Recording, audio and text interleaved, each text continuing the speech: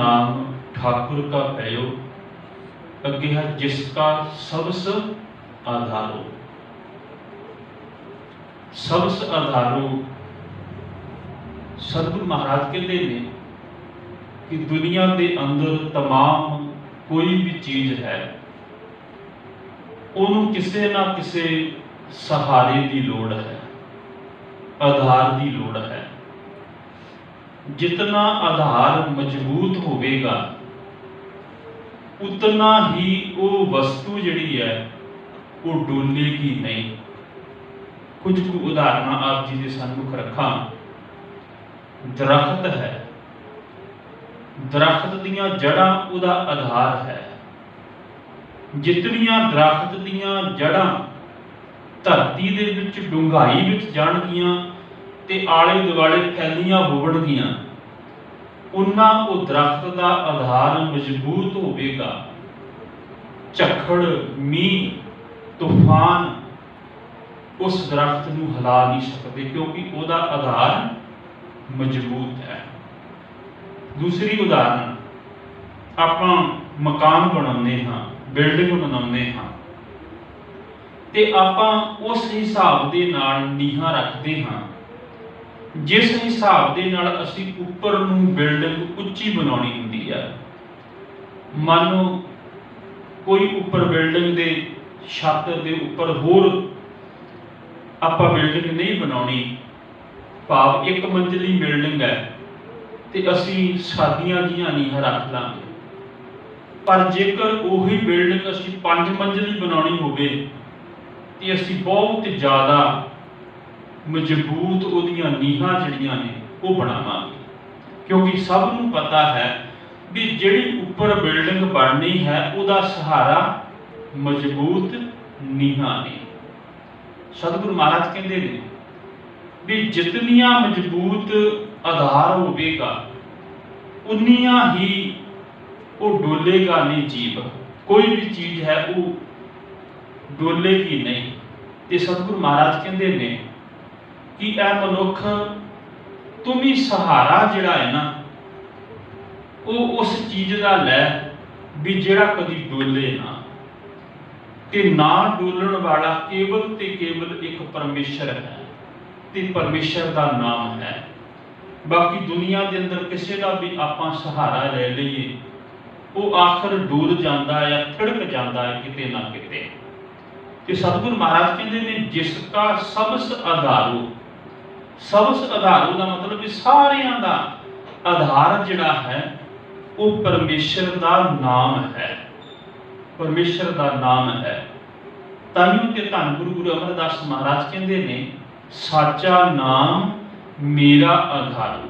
हुणे आपां पढ़ के हटे हाँ, साचा नाम मेरा आधारो, साच नाम आधार मेरा, जिन भुखा सब गवाइयां, कर शांत सुख मन आए वसिया, जिन इच्छा सब बुझाइयां। अंदरों शांत कर दिता, भुखा मिटा दित्तियां, इच्छावां पूरियां कर दित्तियां, क्योंकि नाम सबस दे मनुखां दा, हरेक जीव दा वो नाम जिहड़ा है वो सहारा है।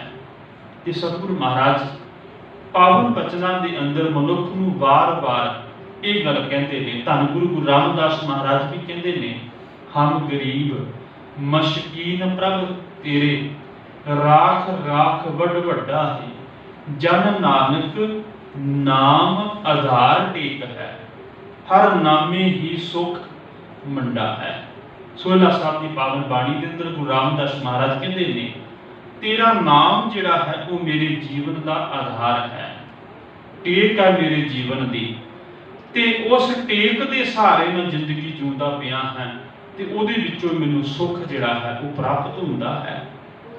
धर्म की दुनिया के अंदर एक गल बड़ी प्रचलित सी और तुसी अज भी वेखो पुराने बजुर्गां नूं, वो बजुर्ग क्योंकि अज्ञानता के कारण कह सकते हैं जे चली हुई वो गल के कारण कह सकते हाँ भी वो बजुर्ग कहानियां सुणाउंदे ने ते उस कहानी दे विच सुणाउंदे हुंदे सन भी इस धरती नूं किसी बलद ने चक्किया होया है। धर्म की दुनिया के अंदर क्योंकि उन्होंने धर्म ग्रंथ कहते सन।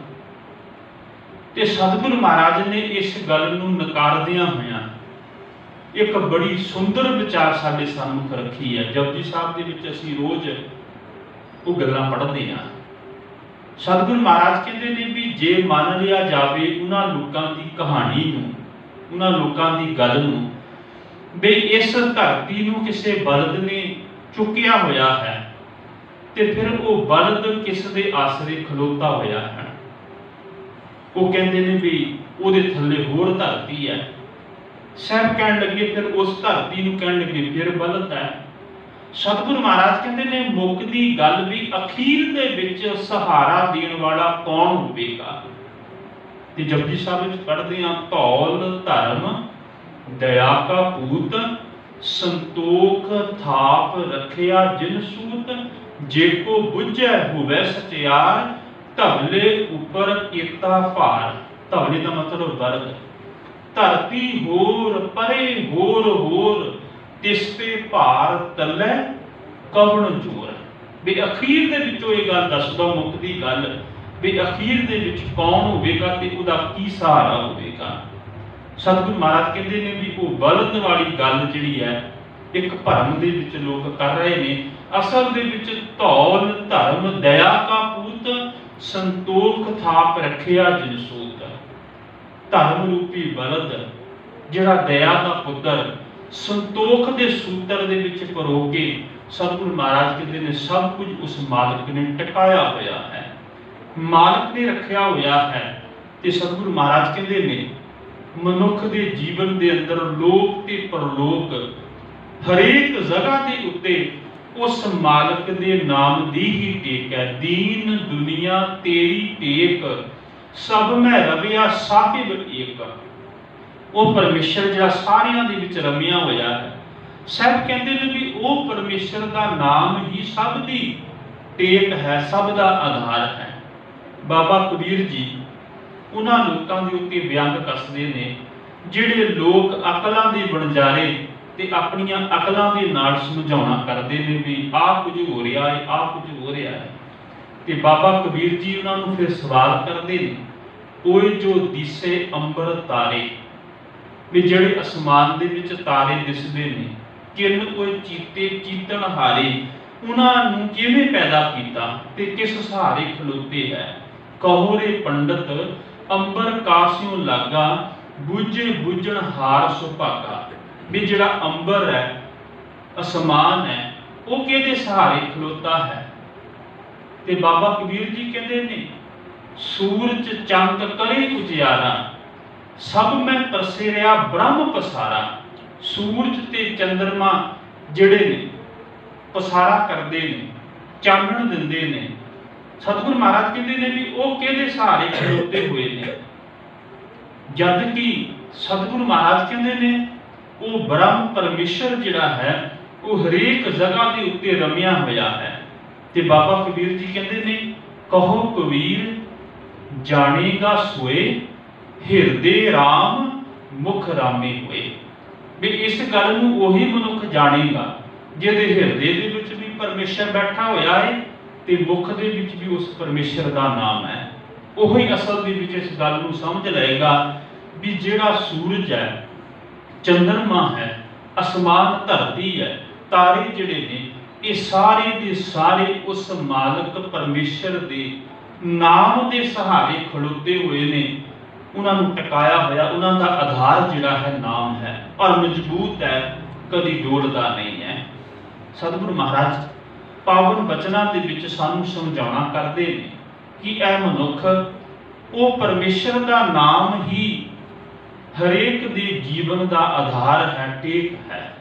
ते जदों असीं किते इतिहास वाल झात मारदे हां ना ते इतिहास दे विच भी सानू सतगुरु महाराज यही गल समझाउंदे ने।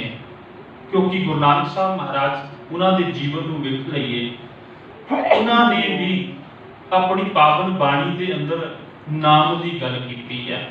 किते सिद्ध पुछदे ने ते सतगुरु महाराज सिद्धा नूं भी यही गल समझाउंदे ने भी नाम के सहारे ये सृष्टि चलती पई है ते नाम के सहारे ही ये ਸੰਸਾਰ ਜਿਹੜਾ ਹੈ ਉਹ ਚੱਲ ਰਿਹਾ ਹੈ।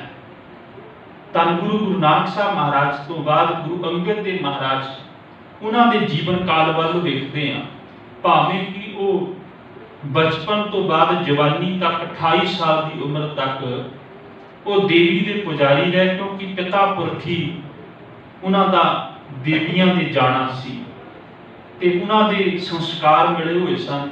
ਪਰ ਜਿੱਦਣ ਨਾਮ ਉਹਨਾਂ ਨੇ ਆਪਣੇ ਜੀਵਨ ਦਾ ਆਧਾਰ ਬਣਾ ਲਿਆ, ਗੁਰੂ ਨਾਨਕ ਸਾਹਿਬ ਮਹਾਰਾਜ ਦੇ ਕੋਲੋਂ ਉਹ ਰੱਬੀ ਗੁਣ ਜਿਹੜੇ ਪ੍ਰਾਪਤ ਹੋ ਗਏ ਤੇ ਫਿਰ ਉਹ ਗੁਰੂ ਅੰਗਦ ਦੇਵ ਮਹਾਰਾਜ ਬਣ ਗਏ। ਭਾਈ ਲਹਿਣੇ ਤੋਂ ਗੁਰੂ ਅੰਗਦ ਦੇਵ ਮਹਾਰਾਜ ਬਣ ਗਏ। ਗੁਰੂ ਅਮਰਦਾਸ ਮਹਾਰਾਜ, ਮੈਂ ਸੰਖੇਪ ਦੇ ਵਿੱਚ ਹੀ ਰੱਖਾਂ, 62 ਸਾਲ ਉਮਰ ਦੇ ਉਹਨਾਂ ਨੇ ਆਪਣਾ ਜੀਵਨ ਤੀਰਥਾਂ ਦੀਆਂ ਯਾਤਰਾਵਾਂ ਕਰਕੇ ਕੱਢ ਦਿੱਤਾ। ਪਰ ਜਿਸ ਦਿਨ ਗੁਰੂ ਅੰਗਦ ਦੇਵ ਮਹਾਰਾਜ ਦੇ ਚਰਨਾਂ ਦੇ ਵਿੱਚ ਆ ਗਏ, ਉਹਨਾਂ ਨੇ ਵੀ ਆਪਣੇ ਜੀਵਨ ਦਾ ਆਧਾਰ ਨਾਮ ਬਣਾ ਲਿਆ ਤੇ ਉਹਨਾਂ ਦੀ ਪਾਵਨ ਬਚਨ ਅਸੀਂ ਪੜ੍ਹਦੇ ਹਾਂ ਵੀ ਸੱਚਾ ਜਿਹੜਾ ਨਾਮ ਹੈ ਉਹ ਮੇਰੇ ਜੀਵਨ ਦਾ ਆਧਾਰ ਹੈ। ਗੁਰੂ ਰਾਮਦਾਸ ਮਹਾਰਾਜ ਜੀ ਦੀ ਗੱਲ ਕਰਦੇ ਹਾਂ, ਉਹਨਾਂ ਦੇ ਜੀਵਨ ਨੂੰ ਜਦੋਂ ਅਸੀਂ ਪੜ੍ਹਦੇ ਹਾਂ, ਕੇਵਲ 7 ਸਾਲ ਦੀ ਉਮਰ ਦੇ ਵਿੱਚ ਅਨਾਥ ਹੋ ਜਾਣਾ, ਤੇ ਅਨਾਥ ਜਦੋਂ ਹੋ ਜਾਂਦਾ ਕੋਈ ਬੱਚਾ, ਜਾਂ ਫਿਰ ਉਹ ਮੰਗਦਾ ਹੈ ਜਾਂ ਫਿਰ ਖੋਹਦਾ ਹੈ, ਪਰ ਖਿਆਲ ਕਰਨਾ ਉਹਨਾਂ ਨੇ ਨਾਮ ਨੂੰ ਆਧਾਰ ਬਣਾਇਆ ਜ਼ਿੰਦਗੀ ਦਾ, ਤੇ ਕਿੱਥੇ ਅਨਾਥ ਤੋਂ ਗੁਰਤਾ ਗੱਦੀ ਦੇ ਮਾਲਕ ਬਣ ਗਿਆ। ਇੱਕ ਸਫ਼ਰ ਹੈ ਲੰਬਾ ਉਹਨਾਂ ਦੇ ਜੀਵਨ ਦਾ।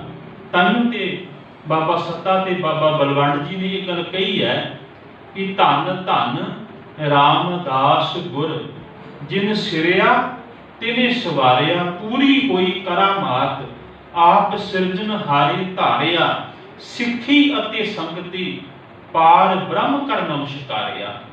ਪਾਰ ਬ੍ਰਹਮ ਦਾ ਰੂਪ ਜਾਣ ਕੇ ਸਿੱਖਾਂ ਨੇ ਗੁਰੂ ਰਾਮਦਾਸ ਮਹਾਰਾਜ ਨੂੰ ਨਮਸਕਾਰ ਕੀਤੀ। ਗੁਰੂ ਅਰਜਨ ਸਾਹਿਬ ਮਹਾਰਾਜ ਦਾ ਜੀਵਨ ਅਸੀਂ ਤੁਸੀਂ ਸਭ ਜਾਣਦੇ ਹੋ। ਤਪੀਆਂ ਤਵੀਆਂ ਦੇ ਉੱਤੇ ਜਦੋਂ ਬੈਠ ਕੇ ਵੀ ਮੁਖ ਦੇ ਵਿੱਚੋਂ ਕਿਸੇ ਦੇ ਪ੍ਰਤੀ ਭੈੜੇ ਸ਼ਬਦ ਨਹੀਂ ਉਹਨਾਂ ਨੇ ਬੋਲੇ। ਕੀ ਆਖਿਆ ਸੀ? ਤੇਰਾ ਕੀਆ ਮੀਠਾ ਲਾਗੇ, ਹਰ ਨਾਮ ਪਦਾਰਥ ਨਾਨਕ ਮੰਗੇ। ਹਰੀ ਦੇ ਨਾਮ ਨੂੰ ਹੀ ਮੰਗਿਆ, ਕਿਉਂਕਿ ਇਹ ਜੀਵਨ ਦਾ ਆਧਾਰ ਹੈ। ਜੀਵਨ ਦਾ ਆਸਰਾ ਕੇਵਲ ਨਾਮ ਹੀ ਨਾਮ ਹੈ। ਤੇ ਖਿਆਲ ਕਰਨਾ, ਸਤਿਗੁਰੂ ਮਹਾਰਾਜ ਕਹਿੰਦੇ ਨੇ ਵੀ ਜਿਹੜਾ ਨਾਮ ਨੂੰ ਆਪਣੇ ਜੀਵਨ ਦਾ ਆਧਾਰ ਬਣਾ ਲੈਂਦਾ ਹੈ, ਟੇਕ ਬਣਾ ਲੈਂਦਾ ਹੈ, ਉਹ ਕਦੀ ਡੋਲਦਾ ਨਹੀਂ ਹੈ। 6ਵੇਂ ਪਾਤਸ਼ਾਹ, 7ਵੇਂ ਪਾਤਸ਼ਾਹ, 8ਵੇਂ ਪਾਤਸ਼ਾਹ, 9ਵੇਂ ਪਾਤਸ਼ਾਹ, 10ਵੇਂ ਪਾਤਸ਼ਾਹ ਤੋਂ ਬਾਅਦ ਜਦੋਂ ਸਿੱਖਾਂ ਦਾ ਜੀਵਨ ਵੀ ਆਪਾਂ ਪੜ੍ਹਦੇ ਹਾਂ, ਤੀਰ ਦੇ ਬੰਦ-ਬੰਦ ਕੱਟ ਦਿੱਤੇ ਗਏ, ਖੋਪਰ ਲਾਹ ਦਿੱਤੇ ਗਏ, ਬੱਚਿਆਂ ਦੇ ਟੁਕੜੇ ਟੁਕੜੇ ਕਰਕੇ ਮਾਵਾਂ ਦੀਆਂ ਝੋਲੀਆਂ ਵਿੱਚ ਪਾ ਦਿੱਤੇ ਗਏ, ਤੂੰਬਾ ਕਰ ਦਿੱਤੇ ਗਏ, ਚਰਖੜੀਆਂ ਦੇ ਉੱਤੇ ਚਾੜ ਕਰਕੇ, ਪਰ ਉਹਨਾਂ ਨੇ ਸੀ ਤੱਕ ਨਹੀਂ ਕੀਤੀ। ਉਹਦਾ ਕਾਰਨ ਕੀ ਸੀ? ਨਾਮ ਆਧਾਰ ਬਣਿਆ ਹੋਇਆ ਸੀ ਜੀਵਨ ਦਾ। ਤੇ ਇਹੋ ਜਿਹੀ ਇੱਕ ਪਿਆਰੀ ਗਾਥਾ ਸਾਡੇ ਇਤਿਹਾਸ ਦੇ ਵਿੱਚ ਹੈ। ਗੁਰਦਾਸਪੁਰ ਇਲਾਕੇ ਦੇ ਵਿੱਚ ਇੱਕ ਗੁਰੂ ਕੀ ਸਿੱਖ ਪਿਆਰਾ ਜੋੜਾ, ਜਿਨ੍ਹਾਂ ਦੇ ਵਿੱਚ ਭਾਈ ਰੱਤਾ, ਨਾਮ ਹੀ ਰੱਤਾ ਨਹੀਂ, ਅਸਲ ਦੇ ਵਿੱਚ ਉਹ ਪਰਮੇਸ਼ਰ ਦੇ ਨਾਮ ਦੇ ਵਿੱਚ ਰੱਤਾ ਹੋਇਆ ਹੈ, ਤੇ ਉਹਦੀ ਘਰਵਾਲੀ ਬੀਬੀ ਹੁਕਮੀ। ਨਾਮ ਦੀ ਹੁਕਮੀ ਨਹੀਂ, ਰੱਬ ਦੇ ਰਜ਼ਾ ਦੇ ਵਿੱਚ, ਉਹਦੇ ਹੁਕਮ ਦੇ ਵਿੱਚ ਚੱਲਣ ਵਾਲੀ। ਇਸ ਸੁਭਾਗੀ ਜੋੜੇ ਨੂੰ, ਗੁਰਸਿੱਖੀ ਜੋੜੇ ਦੇ ਘਰ ਦੇ ਵਿੱਚ ਇੱਕ ਪੁੱਤਰ ਨੇ ਜਨਮ ਲਿਆ। ਪੁੱਤਰ ਪੈਦਾ ਹੋਇਆ, ਜੇ ਕੁਝ ਉਮਰ ਦਾ ਹੀ ਹੋਇਆ ਸੀ ਕਿ ਮਾਂ ਦਾ ਵਿਛੋੜਾ ਪੈ ਗਿਆ।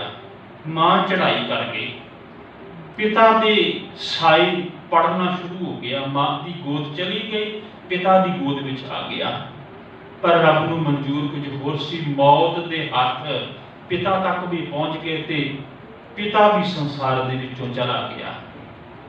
ਹੁਣ ਉਹ ਬੱਚਾ, ਉਹ ਵੀ ਅਨਾਥ ਹੋ ਗਿਆ।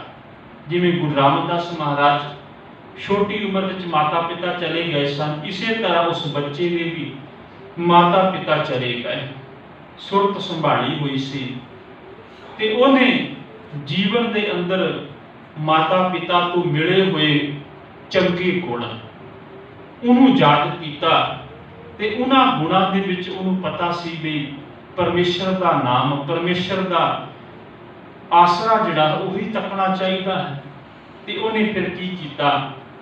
ਕੀਰਤਨ ਕਰਨਾ ਆਰੰਭ ਕਰ ਦਿੱਤਾ। पुराने समय दे विच किते भी दीवान लगने अज की तरह पोस्टर ते छपदे नहीं सी हुंदे, ना सोशल मीडिया का कोई साधन होया करदा सी। इलाके दे विच किते भी पता लगना भी गुरु के सिख जुड़ते ने, उत्थे चले जाना, उत्थे समा लैकर के कीर्तन करना, कीर्तन की जो माया आनी ते उहदे नाल अपना डंग टपाऊ समा गुजारना शुरू कर दिता। एक दिन रब का सबब बनिया भी एक जगह के उत्ते गुरु के प्यारे इकट्ठे हुए रब की इबादत में जुड़े, कीर्तन हो रहा सी। जा करके समा मंगिया, समा भी मिल गया, कीर्तन किया।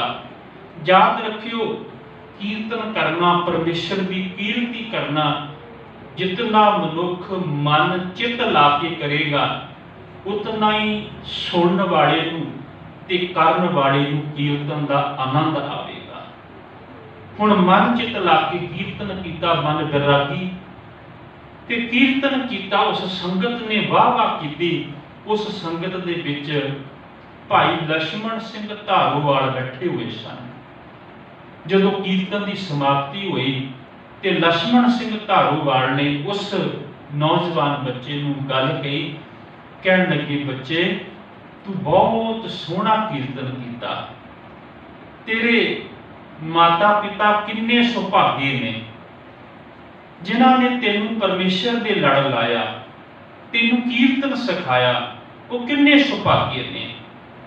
जिन्हें लक्ष्मण सिंह धारोवाल ने ये शब्द कहे ना, ते वो बच्चा, वो नौजवान जारो जार रोन लग पिया, अखां विच हंझू आ गए। लक्ष्मण सिंह धारोवाल कहण लगे भी पुत्र, मैं तेनू कोई माड़ी गल ते कही नहीं, मैं तेरी तारीफ की, तेरे माता पिता नूं सुभागिया किया। वो बच्चे ने अपने हटकोरे समेटे, थोड़े जाए गलबात करन जोगा होया, कहण लगा सुभागे दी ते गल वखरी है, मैं ते अनाथ हाँ, मेरे ते माता पिता ही नहीं सुभागे होने दी ते गल वखरी है। लक्ष्मण सिंह जिन्हें एक गल कही सी ना, वो बच्चा ते चुप कर गया। हुण लक्ष्मण सिंह धारोवाल दीआं अखां विच हंझू आ गए। उसे वक्त उस बच्चे नूं गल दे नाल ला के कहण लगा, परमेश्वर ने मैनूं औलाद की दात नहीं बख्शी, मेरे घर कोई पुत धी नहीं है, मैं रब नूं कदे उलामा भी नहीं दिता, पर अज गुरु ग्रंथ साहिब की हजूरी दे अंदर तैनूं ते मैनूं परमेश्वर ने मिला दिता। मेरे घर दे विच औलाद नहीं है, तेरे कोल माता पिता नहीं है, अज गुरु ग्रंथ साहिब की हजूरी विच मालक ने किरपा कर दी, तैनूं प्यो मिल गया, मैनूं पुत मिल गया। अज तो असीं प्यो ते पुत्र होवांगे। वो नौजवान बच्चा बड़ा होया, अमृत छक के, उहदा नाम सी मंगल सिंह। ये 1913 की गल है, ये मलाप की गल है जिहड़ी 1913 की है। हुण मंगल सिंह अपनी रोजगार चलाउण दे वास्ते फौज विच भर्ती हो गया। गुरु का अमृत छकिया होया सी, ककार पहने हुए सन। अंग्रेजों का उस वक्त समा सी 1913, ते अंग्रेज अफसर ने वो ककार लाउण वास्ते कहा। जदों मंगल सिंह ने मना किया, उहदा कोर्ट मार्शल ला के सजा दी, उहनूं ते नौकरी तो उन्होंने बर्खास्त कर दिता। मंगल सिंह घर आ गया। गुरु के पंथ ने उहदा नाम मंगल सिंह कृपान बहादुर रख दिता। कृपान भाव ककारां की सांभ करने वाला बहादुर, क्योंकि जिहड़े गुरु नूं प्यार करने वाले ने, जिन्हां दे जीवन का नाम आधार बन जाए, वो दुनियावी सुख सहूलत नहीं देखे, वो गुरु नूं प्यार करते हैं। मंगल सिंह की शादी जिहड़ी सी वो समा पा करके नारायण कौर दे नाल हुई। अजे शादी हुई नूं केवल एक दिन होया सी। 1921 की गल है, 2021 की। ते उस वक्त जदों ये समा चलदा सी ते ख्याल करना, उस वक्त ननकाना साहब उत्थे महंत नरैणू जिहड़ा सीगा, वो उस वक्त कब्ज सी। बड़ा वो भ्रिष्टिया होया, शराबी कबाबी ते कुरैता करन वाला, ਅੱਠ ਦਰਜੇ ਦੇ ਮਾੜੇ ਕਰਮ ਕਰਨ ਵਾਲਾ ਉੱਥੇ ਦਾ ਮਹੰਤ ਸੀ ਨਨਕਾਣਾ ਸਾਹਿਬ ਦਾ। ਤੇ ਨਨਕਾਣਾ ਸਾਹਿਬ ਨੂੰ ਤੁਸੀਂ ਸਾਰੇ ਜਾਣਦੇ ਹੋ, ਜਿੱਥੇ ਗੁਰੂ ਨਾਨਕ ਸਾਹਿਬ ਮਹਾਰਾਜ ਦਾ ਪ੍ਰਕਾਸ਼ ਹੋਇਆ ਸੀ। ਉਸ ਸਥਾਨ ਦੇ ਉੱਤੇ ਗੁਰੂ ਕੇ ਸਿੱਖਾਂ ਨੇ ਉਹਦੇ ਤੋਂ ਕਬਜ਼ਾ ਲੈਣ ਵਾਸਤੇ, ਉਹਨੂੰ ਉੱਥੋਂ ਕੱਢਣ ਵਾਸਤੇ ਗਏ ਨੇ। ਤੇ ਉਹਨਾਂ ਦੇ ਵਿੱਚ ਮੁੰਡੀ ਜਿਹੜੇ ਸਨ ਉਹ ਭਾਈ ਲਛਮਣ ਸਿੰਘ ਧਾਰੂਵਾਲ ਸਨ, ਮੰਗਲ ਸਿੰਘ ਦੇ ਪਿਤਾ। ਤੇ ਉਸੇ ਜਦੋਂ ਉਹ ਭਾਣਾ ਵਾਪਰਿਆ ਤੇ ਜਿੱਥੇ ਭਾਈ ਲਛਮਣ ਸਿੰਘ ਧਾਰੂਵਾਲ ਸ਼ਹੀਦ ਹੋਏ, ਉੱਥੇ ਨਾਲ ਹੀ ਭਾਈ ਮੰਗਲ ਸਿੰਘ ਕਿਰਪਾਨ ਬਹਾਦਰ ਵੀ ਗਿਆ ਸੀ। ਤੇ ਉਸੇ ਸਾਕਾ ਨਨਕਾਣਾ ਸਾਹਿਬ ਦੇ ਅੰਦਰ ਭਾਈ ਮੰਗਲ ਸਿੰਘ ਕਿਰਪਾਨ ਬਹਾਦਰ ਵੀ ਸ਼ਹੀਦ ਹੋ ਗਿਆ।